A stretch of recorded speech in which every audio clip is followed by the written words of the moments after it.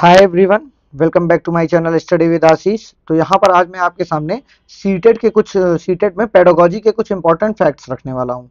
तो इतने फैक्ट हैं ये कि आपको कम से कम 3 से 4 नंबर का इस वीडियो से आराम से देखने को मिलेगा। और इस वीडियो को अगर आप एक बार पढ़ लेते हैं तो आपको जितने भी साइकोलॉजिस्ट हैं या जितनी भी इंपॉर्टेंट चीज़ें हैं सीटेट में, वो आपको देखने को मिल जाएंगी यहाँ से। तो चलिए वीडियो की शुरुआत करते हैं। और शुरू करने से पहले अगर आप चैनल पर मेरे नए हो तो चैनल को लाइक शेयर सब्सक्राइब करना ना भूलिए। तो चलिए देखते हैं यहाँ पर ये सारे एकदम मतलब जान लीजिए आपके लिए एकदम छांट के लाए गए हैं जो फैक्ट्स यहाँ पर हैं। इसमें से 100% आपको देखने को मिलेगा। अगर इसको आप पढ़ लेते हैं तो आपको एक ही एग्जाम में नहीं, टीचिंग से रिलेटेड सारे एग्जाम में देखने को मिलेगा। फायदा आपको होगा इसमें। तो चलिए शुरुआत करते हैं और पहला फैक्ट देखते हैं क्या है। तो जैसे यहाँ देख लीजिए, सबसे पहले पूछा गया संरचनावाद संप्रदाय के प्रवर्तक कौन है। तो आप सभी को पता है विलियम वुंट और टिचनर। अगर आप इन दोनों का नाम दिखता है तो आप इन्हीं पर लगाएंगे टिक, और टिचनर और विलियम वुंट दोनों लोग का दिखता है तो दोनों ऑप्शन पर टिक लगाएंगे। जैसे आजकल दिया जाता है ए बी ए सी, तो अगर ए सी में ये दिया रहेगा तो आपको विलियम वुंट और टिचनर दोनों लोग पर टिक लगाना है। चलिए नेक्स्ट देख लेते हैं, मनोविश्लेषणवाद के जनक कौन है। Sigmund Freud. ये भी आप जानते हैं बहुत बड़े साइकोलॉजिस्ट हैं, इसलिए इनका आपका नाम बहुत ज्यादा याद रखने की जरूरत है। और किसके प्रवर्तक हैं ये, मनोविश्लेषणवाद के। चलिए नेक्स्ट वन देख लेते हैं, गेस्टाल्टवाद संप्रदाय के जनक कौन है। तो इसमें 3 लोगों का नाम मेन रूप से आता है, वर्दिमर, कोहलर और कोफका। तो ये तीनों नाम आपको याद रखने हैं। ये सब बहुत ही इंपॉर्टेंट नाम है, इसलिए आपको ये सारी चीजें याद रखनी है बहुत अच्छे से। चलिए नेक्स्ट फैक्ट देख लेते हैं क्या है, व्यवहारवाद के जनक कौन है। ये सारी चीजें पेपर में आ चुकी हैं और ये सब बहुत इंपॉर्टेंट हैं सीटेट के हिसाब से, तो आप लोग जरूर इसको कर लीजिएगा। व्यवहारवाद में वॉटसन का नाम आता है। प्रयास एवं त्रुटि के सिद्धांत के प्रतिपादक में किसका नाम आता है, तो थॉर्नडाइक। इनका भी आप नाम जानते ही होंगे। नेक्स्ट वन देख लेते हैं, अनुबंधन सिद्धांत के जनक कौन है, तो पावलोव। तो इनका भी नाम आपको पता होगा, बहुत अच्छे से याद कर लीजिएगा। ये वीडियो अगर आप 1 से 2 बार देख लेंगे तो आपको खुद देखने को मिलेगा, आपको बहुत बेनिफिट हो रहा है, क्योंकि इसमें सारे साइकोलॉजिस्ट हैं और भी बहुत सारे इंपॉर्टेंट फैक्ट्स हैं जो आपको देखने को मिलेंगे एग्जाम में। तो क्रिया प्रसूत सिद्धांत के जनक कौन है, तो स्किनर हैं। पुनर्बलन सिद्धांत के जनक कौन है, तो CS हल हैं, CL हल। तो ये आपको नाम याद रखना है आपको। मानवतावादी दृष्टिकोण के प्रतिपादक कौन है, तो मास्लो। इसमें मास्लो का नाम आता है सामने। तो ये सारी चीजें आपको ध्यान से देखकर अच्छे से पढ़ लेनी है इस वीडियो में, जिससे आपका क्लियर रहे एकदम, एग्जाम में आपको किसी भी चीज पर डाउट ना रहे। चलिए नेक्स्ट वन देखते हैं क्या है, प्रेरक संप्रदाय के प्रतिपादक कौन है, तो विलियम मैकडूगल। तो इनका भी नाम आप जानते हैं, साइकोलॉजिस्ट हैं ये। प्राकार्यवाद संप्रदाय के प्रतिपादक कौन है, तो विलियम जेम्स और जॉन डीवी। तो इनका नाम आपको बहुत अच्छे से याद रखना है। क्षेत्रवाद सिद्धांत के जनक कौन होते हैं, तो कर्ट लेविन। ये भी आपको याद रखना है। अंतरदर्शन विधि के प्रवर्तक कौन है, तो विलियम वुंट और टिचनर। इन दोनों लोग का नाम आपको फिर से एक बार देखने को यहाँ मिल रहा है, तो ये आपको बहुत ध्यान से देखना है। चलिए नेक्स्ट वन देख लेते हैं, बहिदर्शन विधि के प्रवर्तक कौन है, तो JB वॉटसन। नेक्स्ट वन क्या है, प्रश्नोत्तर व प्रश्नावली विधि के प्रवर्तक कौन है, तो सुकरात व वुडवर्थ, सुकरात एंड वुडवर्थ। समाज मिति विधि के प्रवर्तक कौन है, तो JL मोरेनो। नेक्स्ट वन पर चलते हैं, व्यक्ति इतिहास जीवन वृत्त विधि के प्रवर्तक कौन है, तो टाइडमैन। यहां मैं सारे प्रवर्तकों का नाम आपको खोज के दे दिया हूं। यहां से 3-4 क्वेश्चन आपको बहुत आराम से आपके एग्जाम में देखने को मिलेगा, जो कि आसानी से आप सॉल्व कर लेंगे। प्रयोगात्मक विधि के प्रवर्तक कौन है, तो विलियम वुंट। बहुत अच्छे से याद करना है आपको। व्यवहारवाद अलग है, प्रयोगात्मकवाद अलग है, ऐसी सारी चीजें अलग अलग है इसमें। बीज कोशों की निरंतरता का नियम क्या है, तो बीजमैन। तो इसको आपको बीज से ही याद रखना है, अगर ऐसा प्रश्न आता है तो बीज नाम है इनका। तो यहाँ से आपको सही कर देना है टिक करके। कुछ ट्रिक भी मैं बताऊंगा आपको, लेकिन नेक्स्ट वीडियोस में बताऊंगा आपको। इसलिए मैं बहुत सारे फैक्ट्स आपके सामने ले आऊंगा, इसलिए चैनल को सब्सक्राइब करना बिल्कुल मत भूलिएगा आप सब। तो चलिए, अर्जित गुणों के स्थानांतरण का नियम, लैमार्क। तो यहाँ पर किसका नाम ध्यान रखना है आपको, लैमार्क का, अर्जित गुणों के स्थानांतरण का नियम। मेंडल का अनुवांशिकता का नियम कौन दिया है, तो जॉन ग्रेगर मेंडल। तो मेंडल से ही आपको याद रखना है, जिसके लास्ट में मेंडल रहेगा वहां आप टिक करके अपना आंसर बना सकते हैं।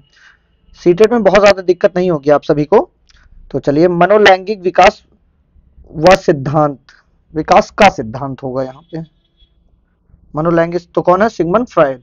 इनका नाम आपको कई जगह देखने को मिलेगा। नेक्स्ट यहाँ पर देख लेते हैं संज्ञानात्मक विकास का, ये तो आपको पता ही होगा, फिर भी जान लीजिए कौन दिए हैं, जीन पियाजे जी ने दिया है इनका संज्ञानात्मक विकास का सिद्धांत। मनोसामाजिक विकास सिद्धांत एरिक्सन द्वारा दिया गया है। बहुत ध्यान से आपको सारी चीजें देखना है, इसलिए एक ही में मैं सारे फैक्ट्स आपको कराने की कोशिश करूंगा।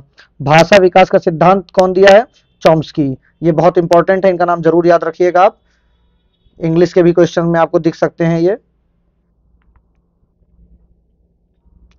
नैतिक विकास का सिद्धांत किसने दिया है, तो कोहलबर्ग, ये भी बहुत इंपॉर्टेंट है।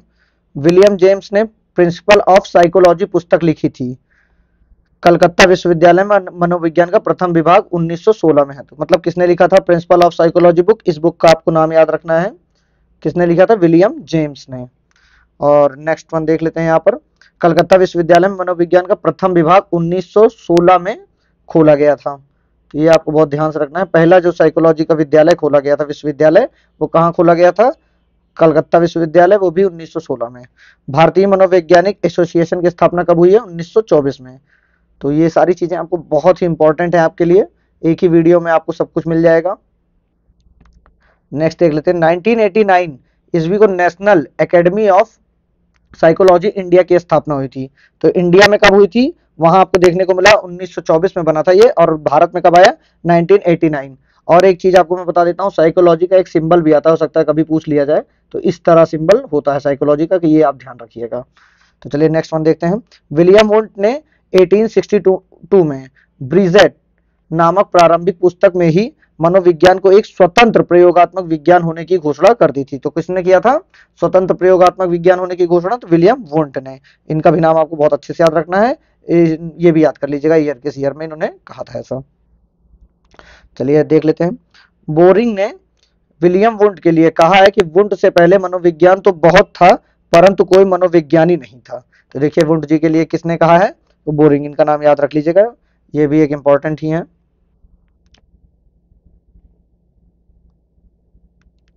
नेक्स्ट वन देखते हैं हम, एबिंगहास, मनोविज्ञान का अतीत तो बहुत लंबा है, परंतु इसका इतिहास बहुत कम दिनों का है।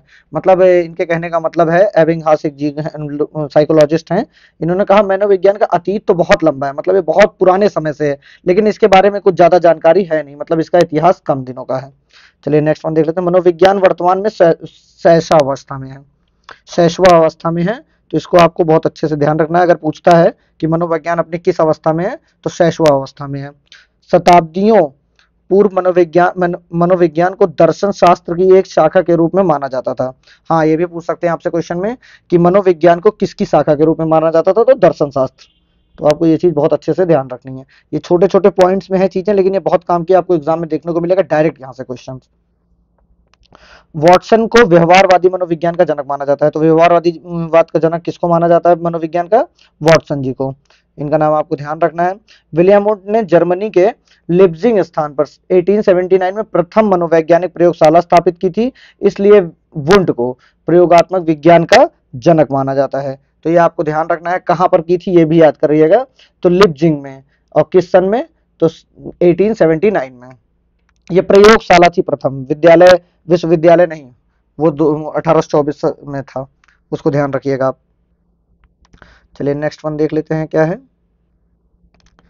20वीं शताब्दी में मनोविज्ञान को व्यवहार का विज्ञान माना गया, और आज तक यही परिभाषा प्रचलित है। तो कौन सी शताब्दी में माना गया है, 20वीं शताब्दी में, यहाँ पर ये इंपॉर्टेंट याद रखिएगा। और किसका सिद्धांत माना गया है, व्यवहार का विज्ञान माना गया है। ठीक है, तो शिक्षा मनोविज्ञान व्यक्ति के व्यवहारात्मक पक्ष का शैक्षणिक परिस्थितियों में अध्ययन करता है। तो शिक्षा मनोविज्ञान व्यक्ति के कौन से पक्ष का शैक्षणिक परिस्थितियों का अध्ययन करता है, तो व्यवहारात्मक, व्यवहार जो है उसका, उसके पक्ष में ये करता है।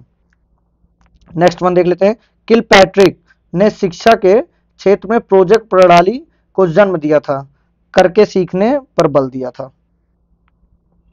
तो किलपैट्रिक जी ने किस पर फोकस किया था, करके सीखने पर। देखिएगा ये हम लोग डीएलएड और बीएड में पढ़े भी होंगे। और प्रोजेक्ट प्रणाली को इनको जन्मदाता भी माना जाता है। तो ये दो फैक्ट इसमें एक ही में है, तो ये आपको बहुत ध्यान रखना है।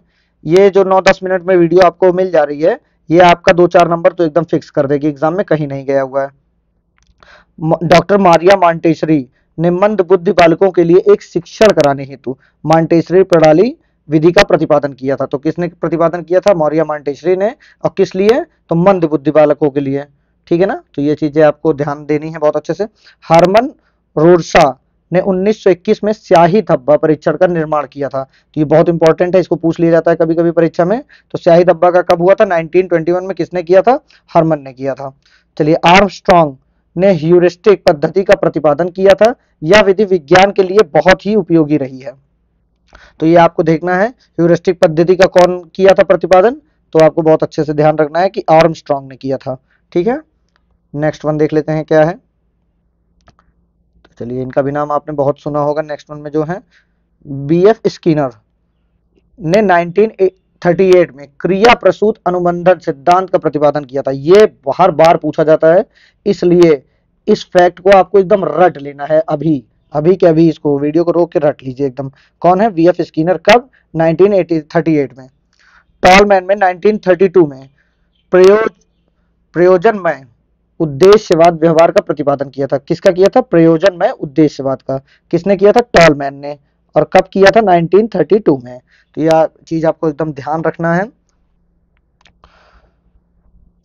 लोपोल्ड बैतोक ने 1948 में व्यक्तिगत मापन के लिए बाल अंतर्बोध परीक्षण का निर्माण किया था। तो किसने किया था? यहाँ पर लियोपोल्ड होगा, तभी तो मैं सोच रहा था इनका नाम क्या होगा। लियोपोल्ड बैतोक ने 1948 में व्यक्तित्व मापन के लिए एक बाल अंतर्बोधन परीक्षण का निर्माण किया था। तो किसने किया था? आपको लियोपोल्ड ने। चलिए, नेक्स्ट वन देख लेते हैं क्या है। डॉक्टर कार्ल्टन ने विनेटिका इकाई प्रणाली का प्रतिपादन किया था। किसने किया था? डॉक्टर कार्ल्टन ने क्या किया था? विनेटिका इकाई प्रणाली का प्रतिपादन किया था। तो ये सारी चीजें आपको बहुत ध्यान से रखनी है, और मैं ऐसे ही अच्छे अच्छे छोटे छोटे वीडियोस में आपको सारे फैक्ट्स देते रहूंगा। तो अगर आप सीटेट के एस्पिरेंट्स हैं और अभी तक मेरे चैनल को सब्सक्राइब ना किए हो, तो प्लीज चैनल को सब्सक्राइब कर दीजिए, लाइक कर दीजिए और अपने दोस्तों तक शेयर कर दीजिए। थैंक यू सो मच आप सभी का।